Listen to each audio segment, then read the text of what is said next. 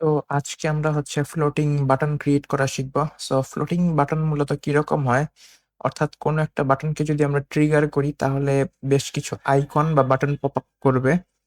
তো এটার জন্য আমি একটা ড্রাফট আগেই বানায় রাখছি। সেটা যদি আমি একটু দেখাই, তাহলে হচ্ছে এটা হচ্ছে একটা বাটন। এটাকে যদি আমি প্রেস করি তাহলে কিন্তু এই বাকি বাটনগুলা অর্থাৎ বাকি যে আইকন বা বাটন যেটাই বলেন সেটা কিন্তু পপ আপ করতেছে। আবার যদি আমি ক্লোজ করে দিই তাহলে কিন্তু চলে যাচ্ছে, তাই না? তো আজকে আমরা এই ফ্লোটিং বাটন অ্যানিমেশনটা কিভাবে ক্রিয়েট করতে হয় সেটা শিখব। তো তার জন্য আগে যা করতে হবে, আমি কিছু আইকন হচ্ছে আইকনিফাই থেকে আগে থেকেই ইম্পোর্ট করে রাখছি। এখন আমি একটা র্যান্ডম ফ্রেম নেই। আমি চাচ্ছি এটাকে 42x42 নিতে। আর এটার রেডিয়াসটাকে আমি একটু বাড়িয়ে দেই যাতে ফ্রেমটা রাউন্ড শেপ ধারণ করে। হয়ে গেল। এখন হচ্ছে আমি একটা একটা করে আইকন এখানে ইম্পোর্ট করি। ওকে। তো এটা ইম্পোর্ট করে নিলাম। এখন আমি বাকিগুলো সেম ভাবে ইম্পোর্ট করে নিব। তো আমি ভিডিওটাকে একটু ফাস্ট ফরওয়ার্ড করে দিচ্ছি।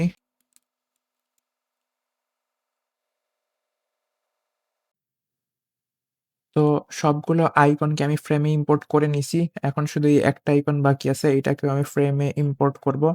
তো এইটা যেহেতু আমাদের প্রাইমারি বাটন, অর্থাৎ এইটাকে ক্লিক করলে এইগুলা ট্রিগার হবে।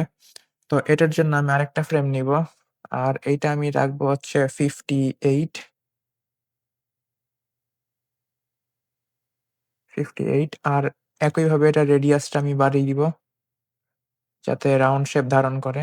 আর এটার কালারটা আমি চেঞ্জ করে পার্পল না, পিঙ্ক করে দেই। এখন এই আইকনটাকে ইম্পোর্ট করি।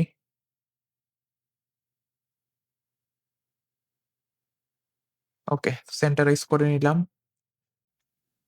তো এখন যদি আমি এই বাটনটাকে, এই যে ফ্রেম ৫ যেটা দেখা যাচ্ছে, এই বাটনটাকে যদি আমি কোনো ফ্রেমের মধ্যে রাখি,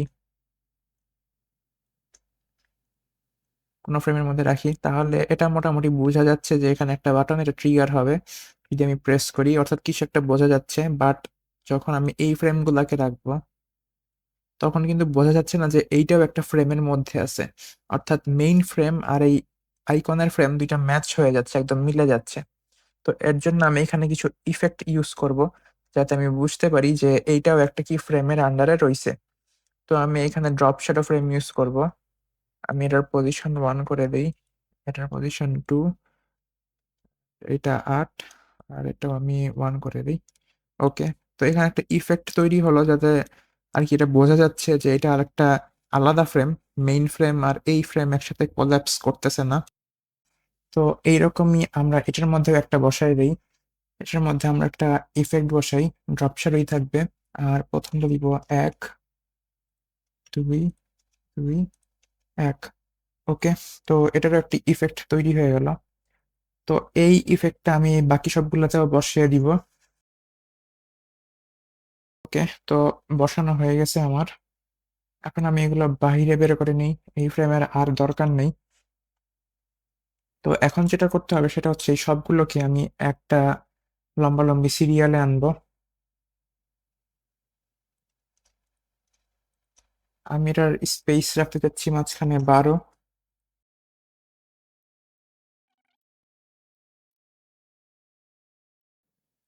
ওকে। তো সবগুলোর মাঝখানে স্পেসিং আমি করে নিলাম। এখন এইটাও আমি এটার সাথে রাখতে চাই এখানে।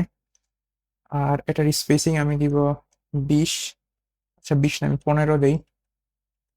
ওকে, ১৫। তো হয়ে গেল। এখন আমি সবগুলো ফ্রেম সিলেক্ট করি শিফট প্রেস করে।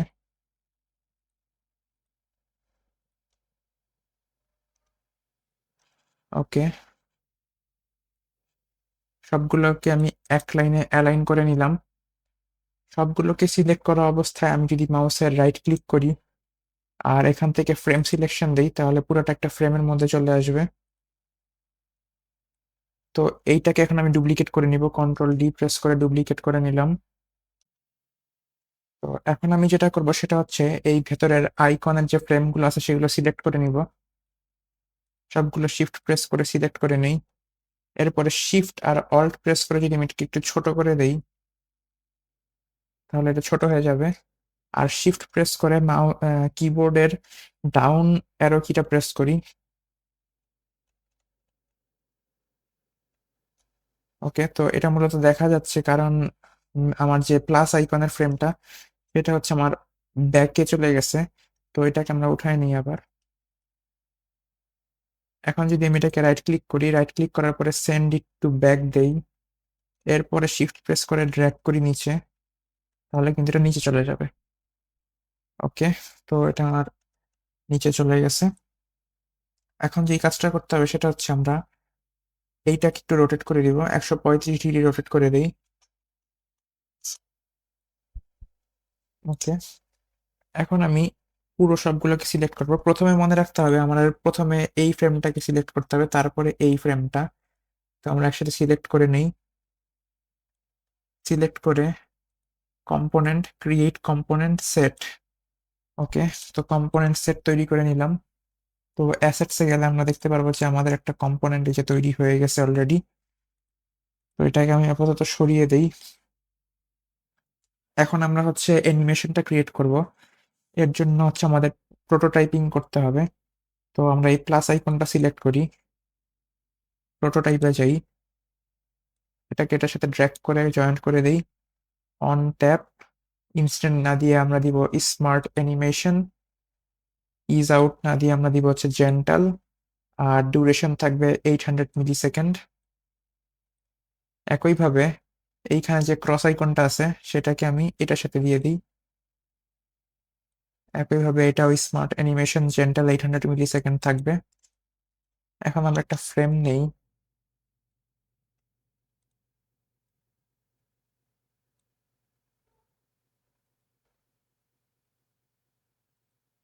ওকে, যদি এটাকে আমরা প্লে করার চেষ্টা করি,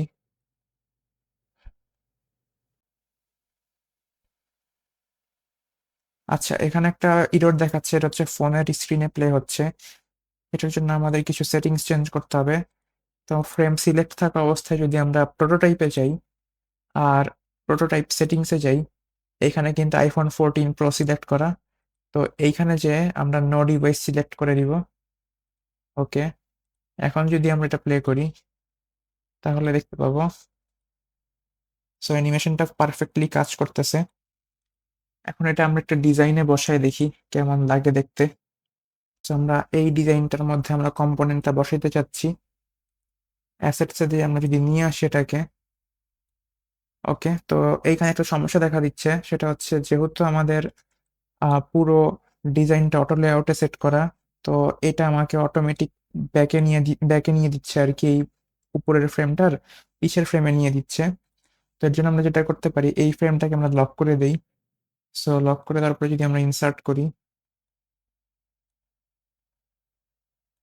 আচ্ছা ইনসার্ট করা হয়ে গেল। তো এই ফ্রেমটা লক করলে আসলে কি হয়, এখানে যদি আমি ফ্রেমটা লক করে দিই তাহলে হচ্ছে আমরা এই ফ্রেমের মধ্যে কোনো কিছু এডিট করতে পারবো না, কোনো কিছু সিলেক্টও করতে পারবো না, এটা একদম ফিক্সড হয়ে যাবে। তো এখন আমরা যদি ডিজাইনটা প্লে করি,